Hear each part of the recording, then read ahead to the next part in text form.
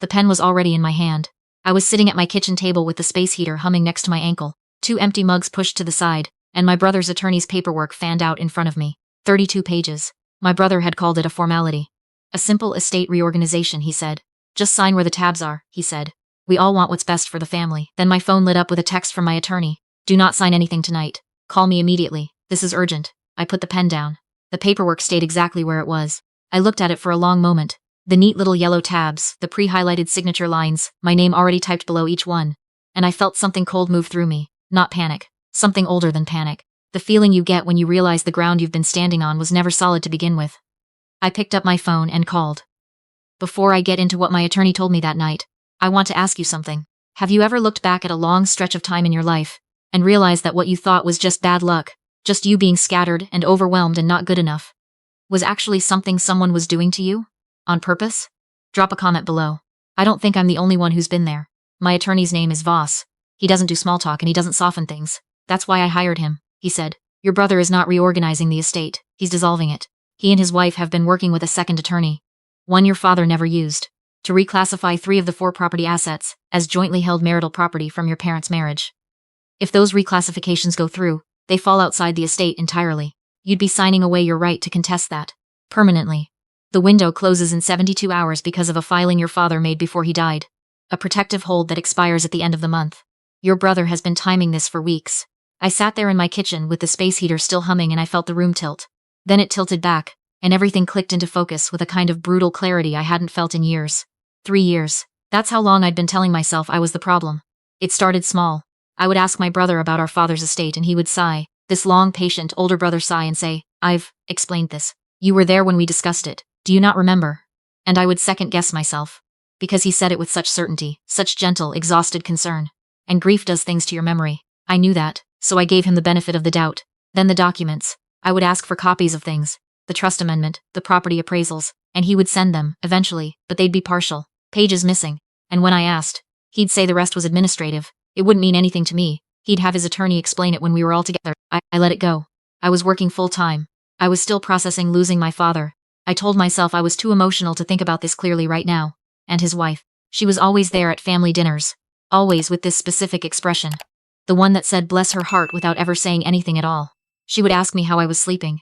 She would mention, casually, that stress could really affect cognitive function. She once suggested, in front of 3 other people, that I might want to talk to someone. Not because anything was wrong, she said. Just because grief can make us feel like we're losing our minds, when we're really just losing perspective. I had nodded and thanked her. I had thanked her for that. But sitting on my kitchen floor. Because at some point I had slid off the chair and I was sitting on the floor with my back against the cabinet. I started counting. I started actually counting the number of times I had been made to feel confused, forgetful, unstable. The number of times I had apologized for asking a question I had every right to ask. The number of times I had walked away from a phone call with my brother, feeling like I was the difficult one, the grieving one, the one who just couldn't let go and move forward. He hadn't been managing the estate. He had been managing me. I got up off the floor. I left the paperwork on the table. I called Voss back. I said, what do I do? He said, don't sign. Don't call your brother tonight. Get some sleep if you can. Come to my office at 8 in the morning and we'll go through everything. I said, no, I need to do this now. If I wait, he'll know something is wrong. He calls me every morning and if I don't bring up the paperwork he'll know I talked to you. I need to act before he has time to adjust. Voss went quiet for a moment. He said, what are you thinking? I said, I'm thinking I've spent 3 years being the person he expected me to be. It's time to be someone else. I hung up. I didn't feel afraid. I felt the way you feel at the start of a long drive when you finally have directions. Focused, steady, pointed. I had work to do. My first call was to a notary I'd used before. A woman named Claudine who worked late and didn't ask unnecessary questions. I asked her if she could meet me the following evening, before I went to my brother's house for what he thought was going to be a signing dinner. She could. I told her what I needed. A notarized statement of my mental competency and my intent regarding my father's estate, dated and timestamped, witnessed as and sealed before I walked into that house. She said she'd draw up the form. My second call was harder. My niece answered on the second ring. She's 17. She's been living in that house her whole life, and she is sharp in the way that kids raised around tension get sharp. She notices everything and she says very little. She whispered, are you okay? I said, I need you to listen to me and I need you to be honest. I know this is uncomfortable, but has your dad said anything to you about the paperwork he sent me? Silence. Then, he said you were going to sign it this week. He says after you did, things could finally move forward and the family could stop being weird about everything. The family could stop being weird about everything. I closed my eyes for just a second. I said, Do you remember your grandfather's study? The wooden filing cabinet with the broken handle on the bottom drawer? She said, yeah. I said, the last time I was there, before your dad changed the locks, I left something in that cabinet. A folder, pale green. It has copies of the original estate documents, the versions before any amendments, the ones filed the week after your grandfather died. Long pause. She said, why are you telling me this? I said, because tomorrow night I'm coming to dinner, and I need to know those documents are still there. I'm not asking you to take them. I'm not asking you to do anything that puts you in a bad position. I just need to know if they're still in that drawer. Another silence. I heard her breathing. She said, I'll look. I said, delete this call from your phone. And thank you, you're braver than you know. I didn't sleep that night. I sat at my kitchen table with the 32 pages in front of me, and I read every single one, not the highlighted parts. All of it. The footnotes, the defined terms section, the clauses that used words like notwithstanding, and in perpetuity and waiver of future contest. I am not an attorney. But I have been my father's daughter for 31 years, and my father made me read every contract before I signed it since I was 16. He used to say, the thing they want you to skip is the thing you need to read. By 3 in the morning I understood exactly what I was looking at. My signature on these pages would have meant that I acknowledged the reclassification of the 3 properties as valid. It would have meant I agreed the estate, as originally probated, had been an administrative error. It would have meant I had no legal standing to challenge anything that had already been done, and it would have been completely voluntary. My brother would have a signed document notarized by his own people, proving I had agreed. He had been so careful, so thorough. He just hadn't accounted for Voss finding it first. The drive to my brother's house the next evening was 40 minutes on a 2-lane road, through flat farmland that turns into subdivisions, that turn into the kind of quiet, moneyed neighborhood where all the houses sit back from the street, and the yards are so large, you can't hear your neighbors. I knew this drive the way you know the lines in your own palm. I'd made it every Thanksgiving, every Christmas, every Father's Day, birthday, Easter Sunday for my entire adult life. It had always felt like coming home. That evening it felt like something else. I checked my mirror before I turned onto their street. A gray sedan 3 car lengths behind me. Voss had arranged it, inside. A licensed investigator and a family law attorney who had agreed to be on call that evening in case anything needed to be documented in real time. I had the notarized statement in my bag. I had a copy of my father's original will, the actual original, not the amended version, photographed and uploaded to a secure cloud folder that Voss had access to. And I had something else. Something I hadn't told Voss about because it was the kind of thing that a reasonable attorney would tell you not to do. Which meant it was probably the most important thing I'd done. 6 weeks ago, when I still thought this was all just a misunderstanding, I had sat down with my brother in his living room and I'd asked him, point blank, to walk me through the estate timeline. He had, in detail. For 40 minutes he had explained, very patiently, how the properties had been reclassified, why the original probate documents were being superseded, what he and his wife had decided in my father's best interests during his last year, when I hadn't been as involved as I should have been. I'd been wearing my watch. My watch records audio, I had every word. My brother opened the door before I reached the front steps. He was dressed casually on purpose. A flannel shirt, jeans, the visual language of a relaxed family evening, nothing formal, nothing to be nervous about. His wife stood slightly behind him with a smile that went all the way to her eyes and no further. She said, so glad you made it. We have that Malbec you like. I said. Perfect. I've been looking forward to this. I had not been looking forward to this. Inside, the house smelled like something slow-cooked and the table was set for 4. I didn't recognize the 4th person immediately. He was sitting in the far chair, heavyset, with the particular stillness of someone who has been waiting for a while, and is trying not to show it. My brother introduced him as a colleague, someone who dealt in estate law and happened to be in the area. I said it was nice to meet him. I said his name back to him, which I do on purpose when I meet someone I don't trust, because it makes them feel like you're paying attention in the warm way, when actually you're paying attention in the other way. We sat.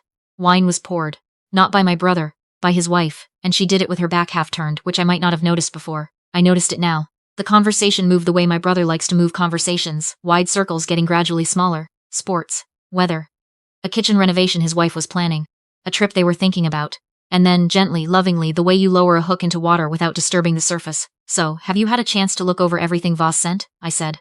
I did. Actually, I had some questions. He nodded, the nod of a man who expected questions and had answers ready. His wife refilled my wine glass. The estate attorney shifted forward slightly in his chair. I said, the property reclassification on the lake house. When Dad updated the estate plan in 2019, the version that you're filing supersedes, he specifically added language, protecting that property as a separate inheritance asset. I was looking at the original language last night. My brother's expression didn't change, but something behind it did. He said, there was a subsequent amendment.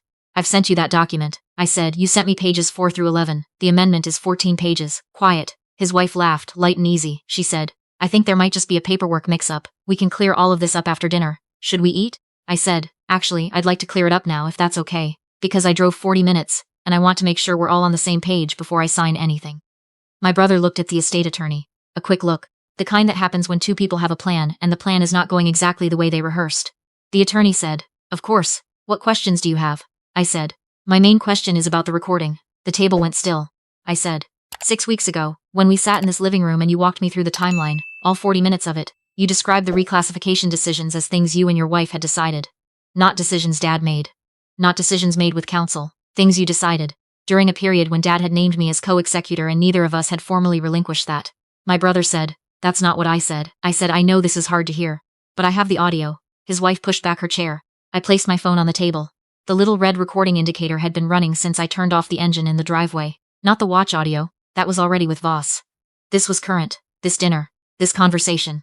I said, "I also have a notarized statement dated yesterday establishing my competency and my explicit intent to contest any estate modifications made without my documented consent. My attorney has a copy. The investigator in the gray sedan parked outside has a copy. And the family law attorney who came with him has already cross-referenced it with the filing deadline." My brother stood up. He said, "You brought people here? To my house?" I said, "You invited a stranger to witness me sign document at a dinner party." We both came prepared. His wife said something sharp to him in a low voice. He shook his head. The estate attorney had gone very still. I looked at him. I said, "You took this engagement knowing the co-executor situation. That's a problem, but that's between you and your bar association." He picked up his briefcase and left. He didn't say goodnight. I looked at my brother. I had loved him my whole life. I had followed him around when I was small and learned to ride a bike in his driveway and called him when my heart got broken and brought him soup when he had surgery. I had believed, for 3 years, that I was the one making things hard, that my grief was inconvenient, that my questions were a burden. I said, "I'm not signing anything tonight, and I'm not signing anything without independent review. You know what the documents actually say. You know what Dad actually intended. I think part of you knows that what you've been doing is not okay." He didn't say anything. I said, "I'm going to go home now. Voss will be in touch Monday morning." I picked up my bag. I turned to my niece, who had come downstairs at some point during all of this, and was standing in the doorway of the kitchen with her arms crossed and her chin up. 17 years old and steadier than anyone else in that room. I said the folder was still there? She said, "Bottom drawer. Behind the hanging files in the back." I said, "Thank you. You want to come stay with me for a while?" She looked at her father, then she looked at me. Then she went upstairs to pack a bag. My brother didn't stop her. 8 months later, the estate was reprobated according to my father's original documented intent. The 3 properties were returned to the estate as separate assets. My brother's wife's attorney sent 2 letters that Voss answered with the audio recording, and that was the end of that. My brother and I don't speak. Not yet, maybe not ever, I haven't decided. My niece is a senior now. She eats breakfast at my kitchen table every morning and complains about her AP chemistry teacher, and steals my hoodie, and has started teaching herself guitar, badly and enthusiastically, which means I hear it through the wall. At 10 o'clock at night, and I don't mind at all. My father used to say, "The thing they want you to skip is the thing you need to read." I spent 3 years skipping it. I spent 3 years apologizing for paying attention. I let someone convince me that caring about what was mine was the same thing as being difficult. Here is what I know now. You are not difficult for asking questions. You are not broken for wanting to understand. And if someone needs you to feel small and confused in order to get what they want from you, that tells you everything about them and nothing true about you. You don't have to flip the table. You don't have to scream. You just have to read the whole document, all 14 pages, including the parts they forgot to send.